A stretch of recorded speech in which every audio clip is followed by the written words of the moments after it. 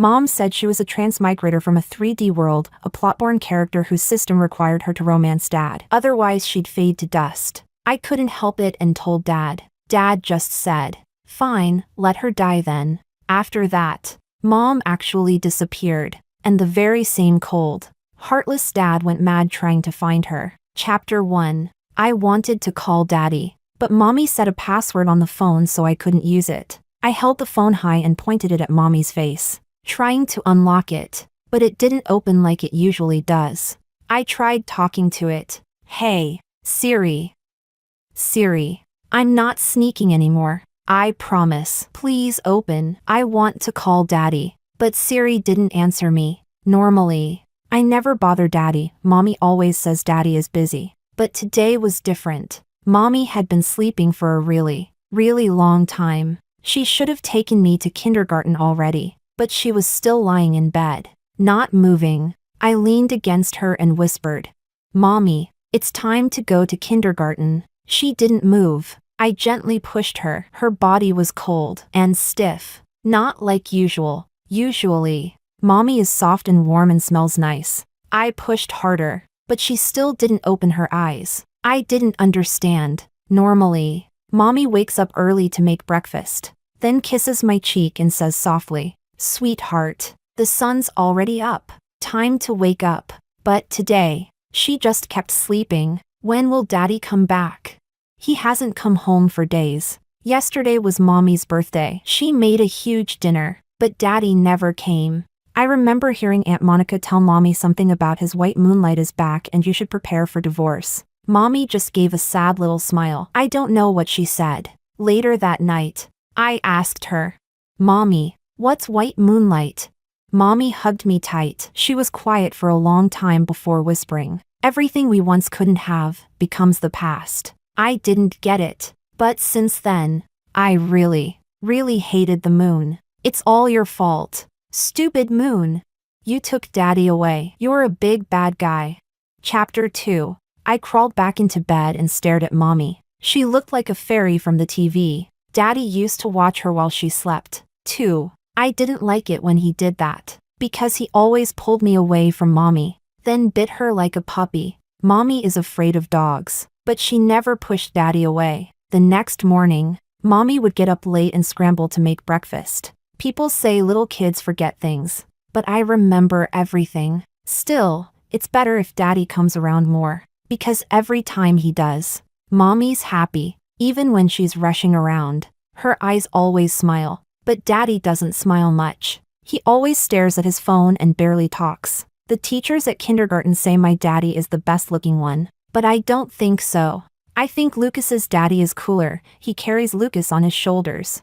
My daddy only pulls me out of the car and makes me walk by myself. Chapter 3. I looked at the picture on the nightstand. It was from our trip to the amusement park. Daddy didn't want to go, but Mommy begged him. Just one photo, for Sophia to see when she's grown. If not, it'd be too sad. Her eyes shimmered, maybe tears, but they didn't fall. Daddy finally agreed. In the photo, Mommy holds me in her arms, leaning into Daddy. He's even smiling. I was the happiest of the three. I glanced at Mommy again, still asleep. Her face was pale. Last night, she cuddled me and looked at our photos. "Sophia, you must grow up brave, and never be afraid." I laughed and rolled in bed. "I'll grow up brave and strong."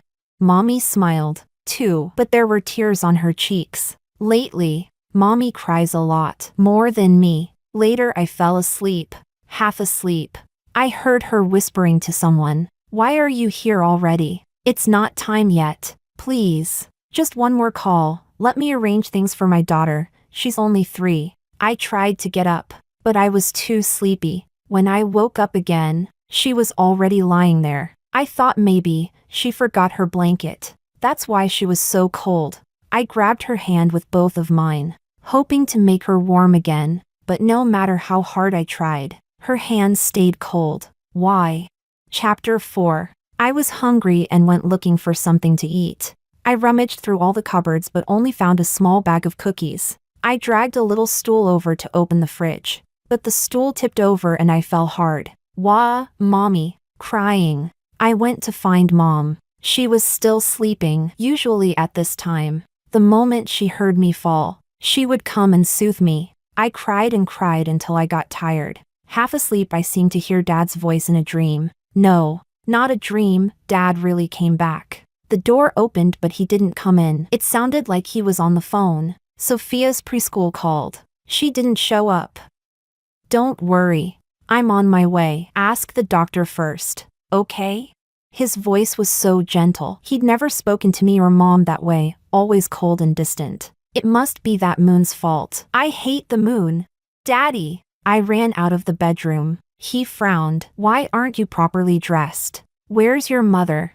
He was tall, wrapped in cold air. I didn't dare go closer and whispered from the doorway, Mommy's in bed. Sleeping. He still stood at the door. Voice dark, Lisa. My patience is limited. 3 days, sign the divorce papers early. The house and car are yours. It's best for both of us. Bang! A sound from the bedroom. Was Mommy awake? I rushed in. It was just the phone falling off the charger. When I came back out, Dad had already taken the elevator down. I really wanted to run after him. Tell him Mommy wouldn't wake up no matter how I called. But Mommy said children can't ride the elevator alone. Last time I snuck down to the garage, she searched for me forever and cried so hard. I like Mommy smiling. I don't want her to cry. Chapter 5. I finished the cookies and could only drink water. Even after drinking, I was still hungry, and Mommy still wouldn't wake up. I thought she must be sick, so I went to get the medicine she takes when she's ill and tried to feed it to her. She wouldn't open her mouth. It took me forever to get it in. I was so tired that I fell asleep beside her again. When I woke up, preschool was already out. I leaned on the balcony rail looking down. Lucas was on his dad's shoulders, holding hands with his chubby mom. Lucas says his mom isn't fat, she's pregnant. He'll soon have a little brother or sister. I want a little brother or sister too. Auntie Monica came over the other day and told Mommy, Sophia's 3 now. You should have another child. He's an only son. People will try to snatch him. Better have a boy to be safe. Mom shook her head. Feelings tied down by a child aren't stable. Besides, I don't prefer boys over girls. Sophia's fine. He's just busy with work lately. Auntie Monica giggled. Busy? Please. I saw you two in the garage the other day. Enough. Mom covered my ears. Cheeks red. Sophia's right here. Oh, she doesn't understand. She was right, I didn't. That night I asked Mom what they were doing in the garage. Were they sneaking food without me? Mom looked serious. Sophia, do you want a little brother or sister? Of course. I wish I could have one tomorrow. Mom rubbed my nose with hers. Okay, then Mommy will give Sophia a little brother or sister so you won't be lonely. Mom said she grew up an orphan and was afraid of loneliness. She also said she came from another world. And in that world she was sick and about to die. A being called the system told her that in this world, as long as Dad fell in love with her, she could stay healthy and live here forever with me and Dad. Does Dad love you? I asked. Mom didn't answer. It's late. Go to sleep. Sweetheart. Chapter 6. That night, Mommy made me dinner early and sent me to bed. Then I saw her put on a very pretty dress, cook delicious food, and pour wine for Dad. Mommy was so beautiful. But Daddy didn't think so. He shoved Mommy hard and snapped. What? Using your old tricks again? Old tricks? What does that mean? I didn't understand. I secretly peeked through the crack in the door. Mommy was flustered. Setting the wine bottle down, I don't know what you're talking about. Daddy sneered. That year you showed up at the bar, was it really just coincidence? You calculated exactly what I needed back then and approached me on purpose, didn't you? He stood up. I hate being deceived and used the most. Tomorrow we're getting divorced. The house and car are yours. Sophia too. I'll give you enough money so you and your daughter will never worry about food or clothing. Divorce, I understood. In class, Emma's parents got divorced. She lives with her dad now and says no matter how much she misses her mom, it's hard to see her. Mommy's tears rolled down. She was beautiful even when she cried. But I didn't want to see her cry. Hurry and comfort Mommy. I whispered inside my heart to Dad. But Daddy didn't comfort her. He even said Mommy schemed to marry him just for these things. Now that he's granting them, what else does she want? Mommy sat on the carpet, shaking her head. No, I didn't want these things.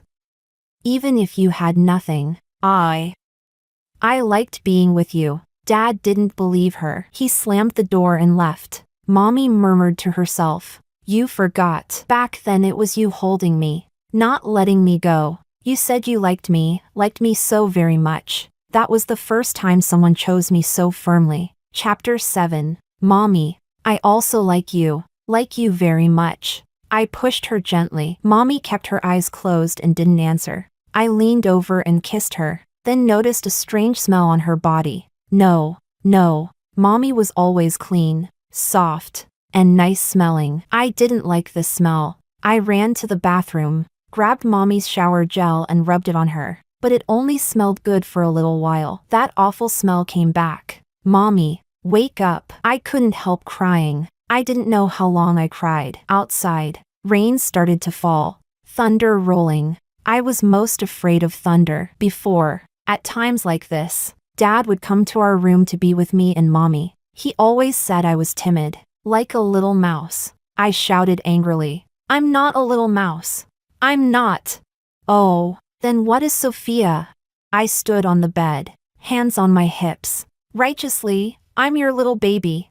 He would laugh. And Mommy too. Daddy looked so handsome when he laughed, handsomer than Lucas's dad. But he didn't laugh often, so there weren't many chances to see it. I picked up Mommy's phone, wanting to call Dad, but the screen was dark and wouldn't light up no matter what. I waited and waited, until the rain stopped, the clouds cleared, and daylight came. Still Dad hadn't called. Chapter 8. Ding dong. Ding dong. Someone was pressing the doorbell. Was it Daddy coming back? No, it couldn't be. Daddy would punch in the code. He never rang the bell. Could it be a bad person? I stood by the door and asked timidly, who is it? Sophia, it's me, Auntie Zoe. I quickly pressed my back against the door to block it. Go away! You can't come in. Outside, Zoe still wouldn't give up. Sophia, open the door. Auntie brought you something tasty, and Oscar came to play with you. I don't want to play with her. A boy's voice piped up. Humph, I don't want to play with you either. The whole family are bad people. Auntie Zoe is even worse than bad people. She's the one Monica Auntie calls, that moonlight something. She looks a little like Mommy, but Mommy is much prettier. The other day when she came, she made Mommy cry so hard. I remember Daddy had just left when this woman came knocking at our door. She had no manners, looking everywhere like she owned the place. Mommy told me to go to my room. I refused. Mommy said I have to grow up brave. Now I have to be brave to protect Mommy. Chapter 9. Zoe sat on the sofa. Seeing how I refused to go to my room, she curled her lips with a haughty look. Oliver has always been a mature, steady man. He shouldn't have raised a child like this. If Oscar were mine, I'd have slapped him already. Mommy held me in her arms. Sophia is only a few years old. Children are naturally lively. Oliver said Sophia should grow according to her nature. What? Your son doesn't have a father to discipline him, but you care so much about someone else's child? Zoe's face went pale, but she still forced a smile. Don't be too smug. Oliver already asked for a divorce. Didn't he? Half of the money he gives you will be mine too. Mommy calmly sipped her tea. Then don't forget, every penny he has now is also half mine. At last Zoe left in a rage, muttering that Mommy only occupied this nest because she looked similar. Mommy showed no anger. If you hadn't married someone else when he was at his hardest time, how could I have had the chance to occupy the nest? Wow, Mommy was like a superhero then. But I don't know why Mommy later cried in the bathroom. I don't know if she was on the phone or talking to herself, saying that if Daddy stopped liking her, she'd completely disappear from this world. She wiped her tears, saying she shouldn't have been greedy, wanting both love and a child by her side, making me suffer in this world. How could that be? Mommy? With you? How could I suffer? I got so scared after hearing Mommy's words that I secretly called Daddy. I said Mommy might die. Daddy asked if Mommy told me to say that. I said no. I wanted to tell him myself. I didn't expect Daddy to get angry, then let her die. I was terrified. Daddy, you're a big bad guy. I don't know what die means, but it can't be anything good. I was so sad. When I turned around, Mommy was standing at the door. She came over, gently hugged me, and said she'd always stay by my side. But, Mommy, what if you die? Then I'll turn into a breeze, a drop of rain, a petal of a flower, and stay with Sophia forever. Chapter 10. That night, Daddy came home and immediately started yelling at Mommy, accusing her of teaching me nonsense. Mommy listened quietly and didn't try to explain herself. When he finally ran out of words, she smiled and asked softly, "You must like me, at least a little, right? If you didn't like me at all, how could we have shared a bed for so long? I know I look a bit like her, but after all this time, I don't believe you can't tell us apart. Oliver, couldn't you try liking me? Just a little?" Mommy cried again. Her lips held a faint smile, but tears streamed down her face. Daddy kept going, saying she had drugged his wine and tried to trap him with a child, calling her pathetic. He said everything between them was just physical need. Mommy didn't move. She looked at him quietly, like a beautiful porcelain doll. Then that porcelain doll spoke with determination. "I won't divorce you, not even if I die." Chapter 11. When I didn't open the door for a long time, the sound outside gradually faded away. I quietly opened the door. It was empty. Sigh. If only she had left the food. I was so hungry I felt dizzy. I couldn't help but start digging through the trash and found a dumpling that had fallen on the floor earlier. Mommy told me not to eat food from the ground. It makes you sick. But I was too hungry. I couldn't resist. I carefully peeled off the trash and took a bite. Suddenly I remembered, Mommy hadn't eaten yet. She's sick. Sick people need to eat to get better. Mommy told me that. How could I forget? I took the filling out of the dumpling, tore it into little pieces, and put it in Mommy's mouth. That strange smell on Mommy got stronger. I climbed on a stool and opened the window to let the air in. "Hey, little one, what are you doing? Get down. That's dangerous." Someone shouted from below. I leaned out and shouted back, "Uncle, I'm just opening the window. I'm not climbing out." But I don't think he heard me. I climbed down and went back to Mommy. That weird smell faded just a little. The family photo by the bed had been blown to the ground by the wind. Chapter 12. I looked at the photo, remembering that afternoon, after Mommy said she would never divorce even if she died. Daddy never came home again, but Mommy took me to Daddy's company. She said she wanted to take some pictures. That day Mommy dressed up beautifully and even put me in a princess dress. Daddy, his face cold, said he had a meeting that afternoon and told Mommy to take me back home. He told her never to come to his office again. Mommy didn't listen. She kept smiling softly and said to Daddy, "This is the last time. After today, I won't come again. Just one photo. When Sophia grows up, she can look at it. Otherwise she'll be so pitiful." Daddy finally agreed. "Come on, handsome and beautiful. Get closer. Smile," the photographer commanded loudly, telling them to smile more.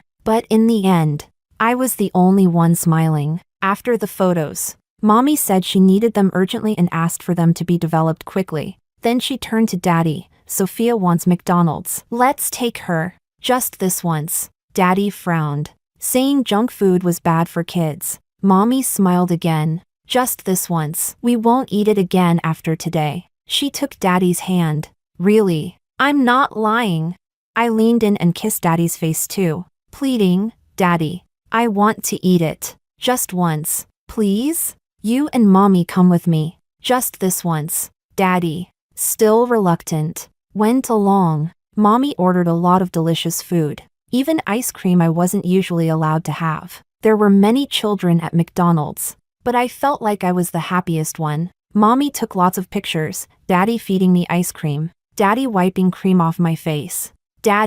We even took a family photo, even though Daddy looked a little impatient. That day, we took more photos than in the rest of our lives combined. In the evening, we went for a walk in Riverside Park. There was a big pirate ship ride in the park. Mommy and I begged and begged until Daddy finally agreed to ride it with us. Under the sunset, I shouted with joy, and Mommy shouted along with me. Daddy's face was no longer cold. It had become helpless instead. The sunset covered the pirate ship, glowing orange, reflecting on the rippling lake. Mommy told me this was called half the river shimmering blue, half the river glowing red. The most beautiful scenery under the sky. On the way back, I fell asleep from exhaustion. Every time I think about it, I regret it so much. If I had known that was the last time I would see the scenery with Mommy and Daddy, I would never, ever have closed my eyes for even a second. But sadly, there's no medicine for regret in this world. Chapter 13.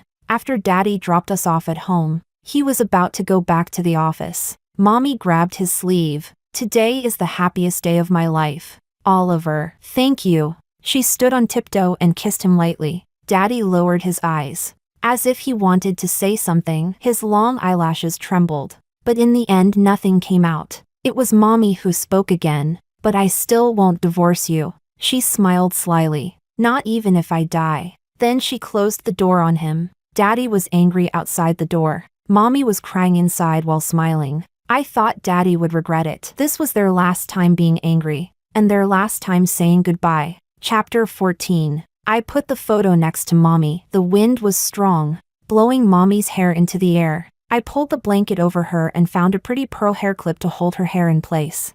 There. Now Mommy was my beautiful Mommy again. I planned in my heart that when she woke up, I'd tell her, next year on her birthday, we'd take more photos together.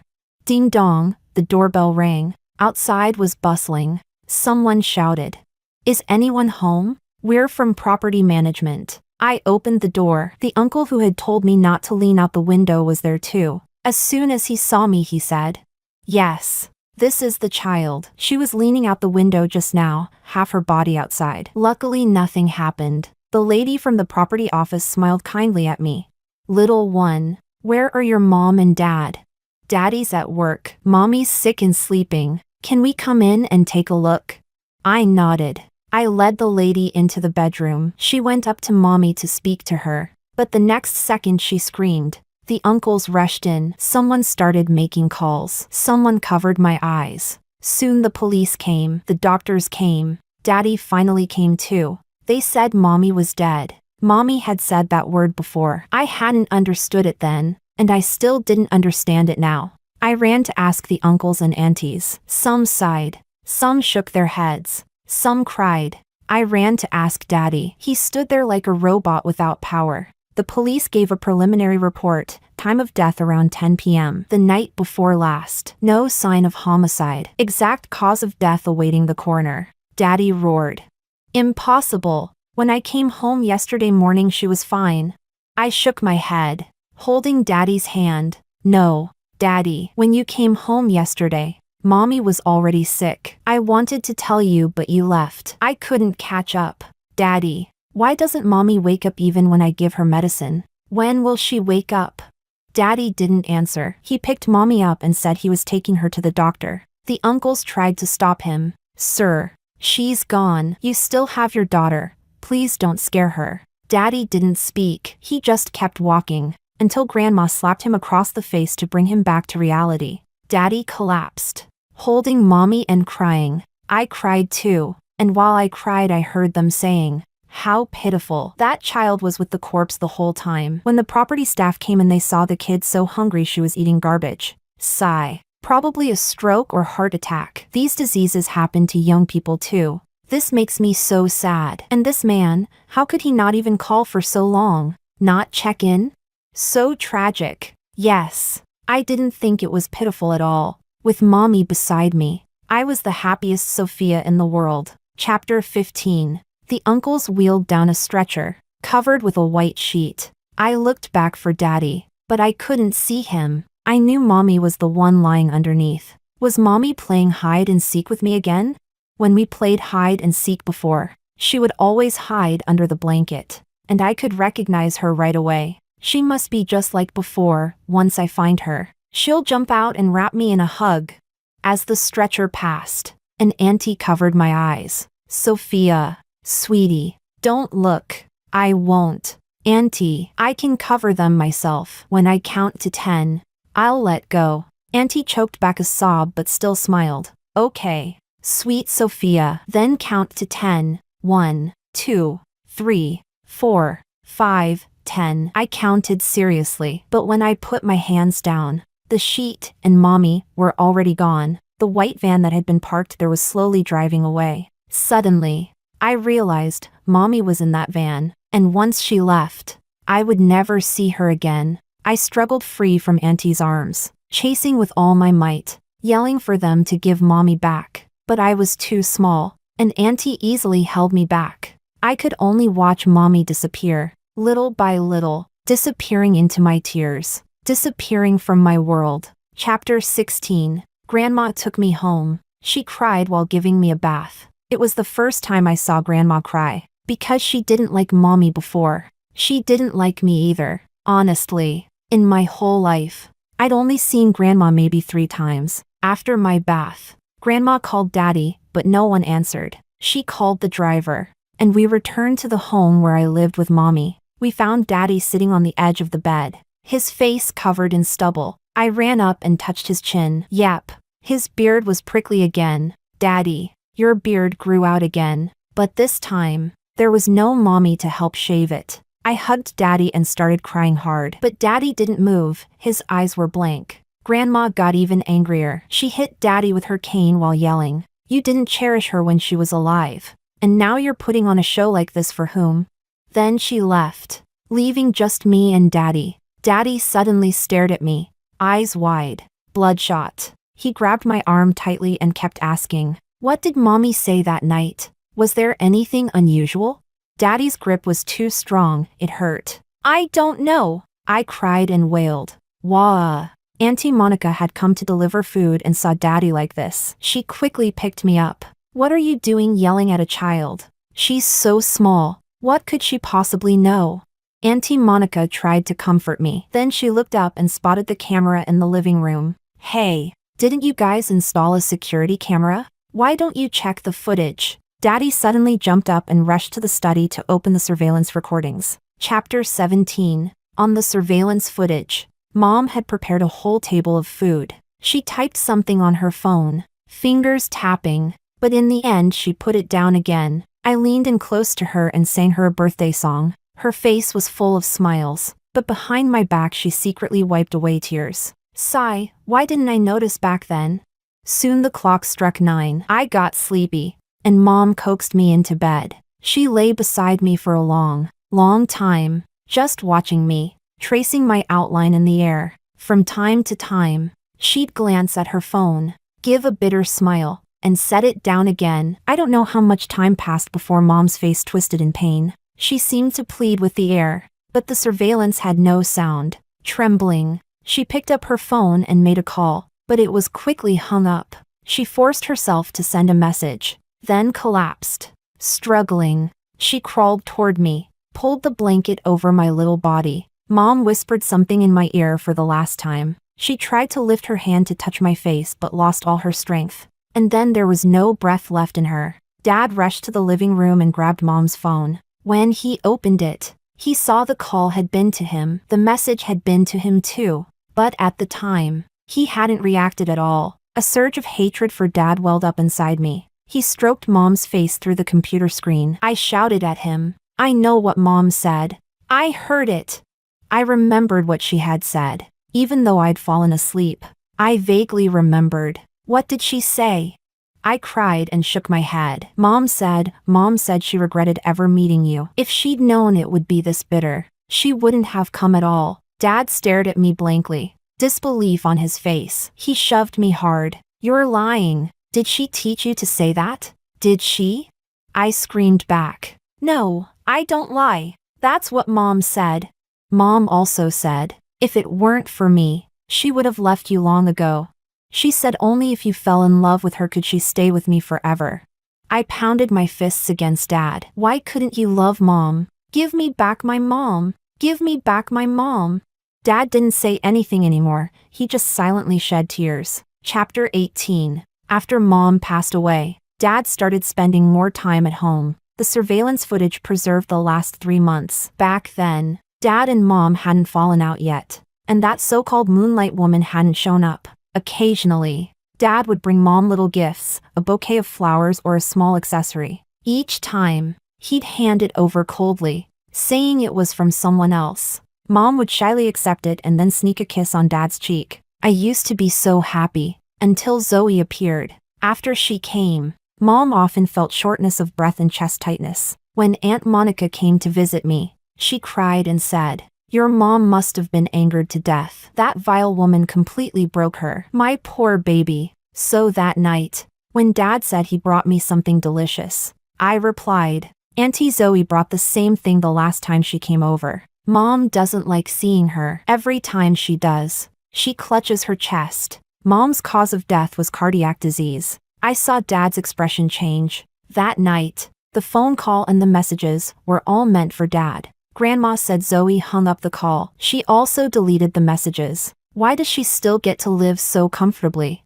I pushed away the food Dad brought, lips pouting. I don't want it. Dad got up and walked out, probably making a phone call. I never saw Zoe again. I heard she got into a serious car accident. They say she might spend the rest of her life bedridden. But so what? My mom isn't coming back. Chapter 19. Soon I started preschool. In these 2 years, Dad often stayed with me. We still lived in the same house where Mom used to live. People said it was a haunted house and told us to move out quickly. But Dad didn't listen, and neither did I. A haunted house was fine by me. I still wanted to see Mom again. I saw Mom every day, in the photos. Our walls were covered with pictures of her, screenshots from videos, our family photos. As I grew older, I realized Mom had been preparing to leave for a long time. When I was little, she made me learn how to dress myself, brush my teeth, and eat by myself, to look both ways before crossing the street, and only use the crosswalk. She gradually reduced the clothes in her closet, either threw them out or gave them away. Her jewelry too. When Dad later sorted through her belongings, he found only one ring left, a diamond ring. Dad gently kissed the ring. Mom once told me she had met Dad at a bar. He slipped that ring on her finger and asked if she'd be with him. Mom smiled so brightly that day. She said, "Sophia." I was so happy then. "Mommy, aren't you happy now?" I asked. She shook her head. Now that I have you, Sophia, I'm still very happy." When Dad saw that ring again, he locked himself in the study. On the computer, there were videos of Mom. In one, she sat at the desk typing, at Lucas's house. I once searched online and found out it was from a novel titled Rebirth, The CEO Fell in Love with Me. It told the story of a girl who idolized the male lead of a novel. After falling gravely ill in real life, she was miraculously transported into the novel world as a side character. The system said, if she could successfully win over the male lead and change her fate, she could live in this world forever. So the girl quietly watched the male lead until one day they finally met. He was lonely and struggling, his family facing a financial crisis. The girl worked in a bar, and he saved her from being bullied. Drunk, he looked at her face, pulled out a ring, and asked her to be with him. Even when his first love came back, he didn't waver. He married the girl, started a business, and they had a daughter. The three of them lived happily together. As a child, I couldn't read well and didn't understand the story. But now, every time I reread it, I cry, because it was Mom's story, the one she imagined for herself. Chapter 20. I'm sure Dad must have read Mom's novel too. Otherwise, why would he invest in that high-tech company studying things like two-dimensional and three-dimensional space, quantum fields, biotechnology? He was lucky. By the time I graduated from primary school, that company had become an industry leader. Dad made a fortune. He took me abroad to live in his seaside mansion. The third floor of the mansion was one large flat, a floor where Dad normally didn't allow anyone to enter. One day, while he was on a business trip, I sneaked in. I had already guessed what was inside. Inside was Mom, a lifelike version of her. But I knew it wasn't really Mom. It was a robot, a bioengineered AI replica, an ethically forbidden clone. I gently touched her. She turned around. "Hello? Why are you crying? Do you need help?" "Mom, it's me, Sophia. Are you doing well?" "Sophia, I'm doing very well. Are you sad?"